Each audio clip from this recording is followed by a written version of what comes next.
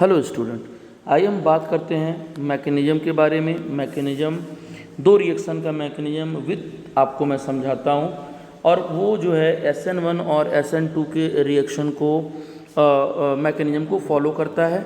तो चलिए उन दोनों रिएक्शन को जो आपके सामने मैं लिखा हूँ यहाँ पे, वो एक होता है फ्लिंकस्टीन रिएक्शन और एक आपका जो है यहाँ पर आपका फ्लिंकस्टीन के साथ है डार्किन रिएक्शन होता है। चलिए इन दोनों के बारे में आपको मैं अच्छे तरीके से आज समझाता हूँ कि ये रिएक्शन कैसे होता है, क्या इनके बेसिक कॉन्सेप्ट है विथ मैकेनिज्म। तो आइए हम बात करते हैं फ्लिंकस्टीन पे। तो सबसे पहला जो रिएक्शन है वो आपका क्या है, फिंकलिस्टीन रिएक्शन होता है। अब इसके बेसिक चीज़ों को मैं आपको समझाता हूँ कि इसके अंदर और क्या क्या चीज़ें होता है। देखिए ध्यान से, यहाँ पे बेटा जो होता है कि जब भी RCl है, देखो RCl है, और ये जानते हो जब AIPMT होता था तो उस समय 2015 में पेपर में पूछा हुआ था।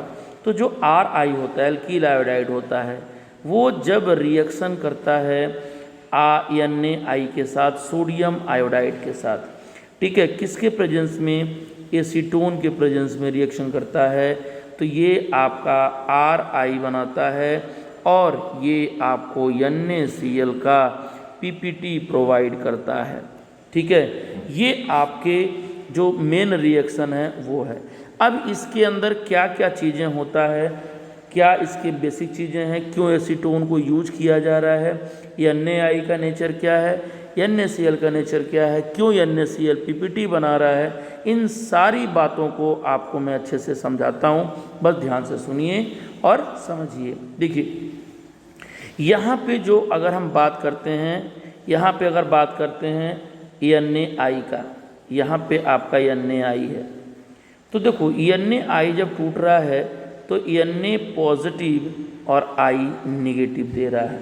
ठीक है, यहाँ Na पॉजिटिव और I निगेटिव दे रहा है। और अगर हम यहाँ पे बात कर लें तो ये आप देख रहे हो कि ये जो है, जो साइज है एनायन का, साइज ऑफ एनायन आपको ज़्यादा मिल रहा है। और आप पढ़े होगे फजान के रूल में कि अगर एनायन की साइज ज़्यादा होती है तो उसके अंदर कोवैलेंट कैरेक्टर देखने को ज़्यादा मिलता है। जब कोवैलेंट कैरेक्टर होगा तो ये पूरा का पूरा कंपाउंड हम कह सकते हैं कि उसके अंदर कोवैलेंट नेचर होगा।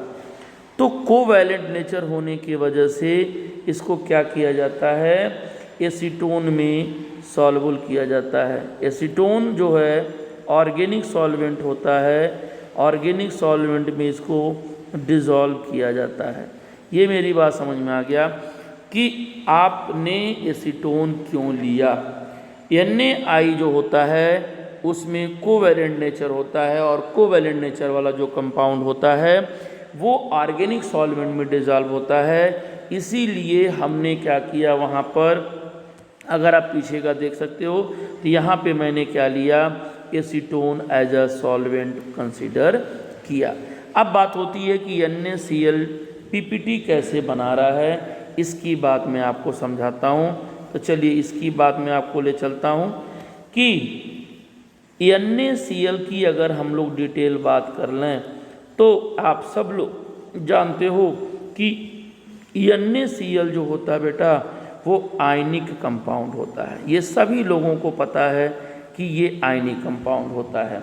और आयनिक कंपाउंड जो होता है बेटा वो सिर्फ पोलर सॉल्वेंट में डिज़ोल्व होता है। और यहाँ पे हमने क्या ले लिया, एसीटोन ले लिया। इसीलिए ये एसीटोन में डिज़ोल्व नहीं होता है, इनसॉल्युबल इन एसीटोन। और जब एसीटोन में इनसॉल्युबल होता है इसीलिए इसका PPT का फॉर्मेशन होना स्टार्ट हो जाता है। तो आपको क्लियर हो गया, ये हो गया। रिवर्सिबल इसलिए है कि सोडियम आयोडाइड है, आयोडाइड की साइज बड़ी है, बॉन्ड बड़ा बनाएगा, तो ये फिर से रिवर्स रिएक्शन जा कर के फिर से वो RCl का फॉर्मेशन करता है। अब कोई पूछ दिया कि ये रिएक्शन किस टाइप का सब्स्टिट्यूशन शो करता है, तो हमेशा ध्यान दीजिएगा कि ये AsAN2 के थ्रू रिएक्शन होता है। और ये जो रिएक्शन होता है बेटा, ये हैलोजन एक्सचेंज रिएक्शन होता है। ये जो रिएक्शन होता है वो हैलोजन एक्सचेंज रिएक्शन होता है। ये भी बात आपको अपने माइंड में सेटअप रखना है, क्योंकि कभी कभी ऑब्जेक्टिव में पूछ देता है कि ये किस तरीके का रिएक्शन है। तो मुझे उम्मीद है कि आप ये रिएक्शन अच्छे से समझे होंगे। यहाँ देख लीजिए, फ्लिंकस्टीन का रिएक्शन एल्कील क्लोराइड का रिएक्शन सोडियम आयोडाइड से कराया गया तो Ri बना और NaCl बना। क्या होता है इसके अंदर, ये आपको मैंने बताया कि Na टूटता है और Na टूट करके क्या बनाएगा, Na प्लस और I निगेटिव। I निगेटिव की साइज बड़ी होती है, मतलब कि ये कोवैलेंट कैरेक्टर को शो करेगा। कोवैलेंट कैरेक्टर मतलब कोवैलेंट नेचर का हुआ, और कोवैलेंट नेचर जो हुआ वो एसीटोन में सॉल्युबल होगा, पानी में सॉल्युबल नहीं होगा।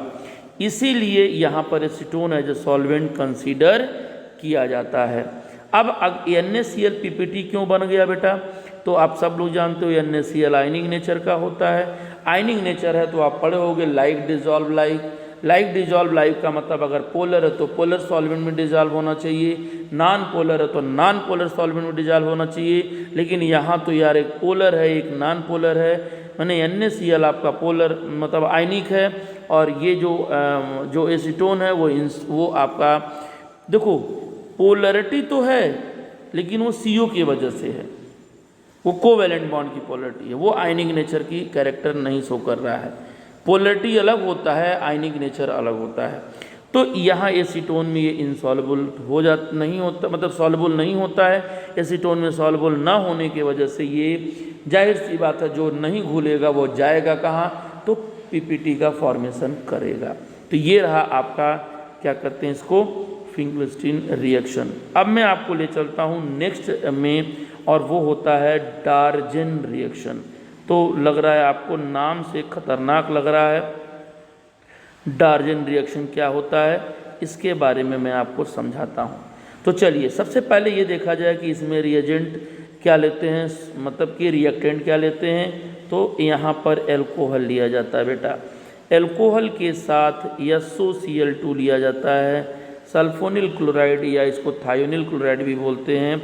तो यहाँ ये Cl देता है, ये SO2 देता है, और यहाँ पर यह Cl देता है। तो ये SO2 तो गैस बना लेता है। ये जो दोनों होते हैं ये गैसियस बाई प्रोडक्ट कहलाते हैं। ये क्या कहलाते हैं, गैसियस बाई प्रोडक्ट कहलाते हैं। तो ये कहानी है। अब ये बना कैसे, RCl कैसे बना, SOCl2 का फंक्शन क्या है, कैसे काम कर रहा है। तो सबसे पहले इस रिएक्शन को समझने के लिए आपको मुझे ले चलना होगा मैकेनिज्म की तरफ। तो चलिए मैकेनिज्म में इस डार्जेन रिएक्शन को आपके सामने रखता हूँ। सबसे पहले तो बता दूँ कि ये SN1 को फेवर करता है, ठीक है, ये SN1 को फेवर करेगा और न्यूक्लियोफिलिक सब्स्टिट्यूशन रिएक्शन होता है इसके अंदर। तो चलिए ये आपका एल्कोहल है, एल्कोहल आपका यहाँ लोन पेयर है। यहाँ पे आप जान लीजिए कि ये SOCl2 है, यहाँ पे Cl है, यहाँ पे Cl है, ठीक है। और यहाँ पे Cl होने से आप एक बात और समझ सकते हो कि यहाँ पर निगेटिव और इस पर पॉजिटिव आ रहा है। तो जब पॉजिटिव आएगा तो ये लोन पेयर जो है इसको देगा, क्योंकि ये इलेक्ट्रॉन रखा है, लुईस बेस की तरह बिहेव करेगा और इसके पास पॉजिटिव चार्ज है, इलेक्ट्रॉन की डिफिशियंसी है, तो उसके इलेक्ट्रॉन उसको प्रोवाइड करेगा। जब वो प्रोवाइड करेगा तो क्या होगा, R होगा, यहाँ पे आपका O होगा, नीचे H लिख देता हूँ, ये इलेक्ट्रॉन दे रहा है इसलिए पॉजिटिव चार्ज होगा। यहाँ पे O निगेटिव आ जाएगा और यहाँ पर आपका Cl और ये आपका Cl बन जाएगा, ठीक है। अब देखो इसको स्टेबलाइज करने के लिए यहाँ पे क्या करना होगा, ये अगर आपको स्टेबलाइज करना है तो ये वाला बॉन्ड इधर जाएगा क्योंकि पॉजिटिव चार्ज हटाना है, और यहाँ से एक हाइड्रोक्लोराइड यहाँ से बाहर निकल जाएगा और ये वाला बॉन्ड पुनः वापस पाई बॉन्ड वापस आएगा। तो यहाँ से आपका एक Cl बाहर निकल जाएगा। तो आपके सामने जो बचने वाला चीज़ें हैं वो होगा RO, single bond S, double bond O, और यहाँ पे फिर आपका Cl बन जाएगा। अब यहाँ पे क्या होता है, इंट्रामॉलिक्यूलर रीअरेंजमेंट होता है। तो इंट्रामॉलिक्यूलर का मतलब ये हुआ कि ये पॉजिटिव होगा, ठीक है, ये निगेटिव है, और ये आपका निगेटिव होगा, ये पॉजिटिव अगर है तो ये Cl आपका यहाँ आएगा, यहाँ से बॉन्ड टूट जाएगा, और टूट जाएगा तो क्या बनाएगा, RCl, और आपको SO2 as a byproduct दे देगा। तो इस तरीके से आपका मैकेनिज्म होगा, और ऐसे RCl का डार्जन मेथड से फॉर्मेशन होता है, ठीक है। तो ये इसकी कहानी है, इंट्रामॉलिक्यूलर है, SN1 के थ्रू है, HCl और SO2 है। एक बात और बताता हूँ, जो ये प्रोडक्ट बनता है वो इन्वर्जन प्रोडक्ट बनता है या रिटेंशन बनता है। तो याद रखिए, जिस डायरेक्शन में OH ग्रुप है उसी डायरेक्शन में आपका क्या मिल रहा है, उसी डायरेक्शन में Cl मिल रहा है। इसका मतलब ये क्या होगा, रिटेंशन कॉन्फ़िगरेशन होगा। तो ये रहा आपका जो है सारे मैकेनिज्म, सारे रिएक्शन।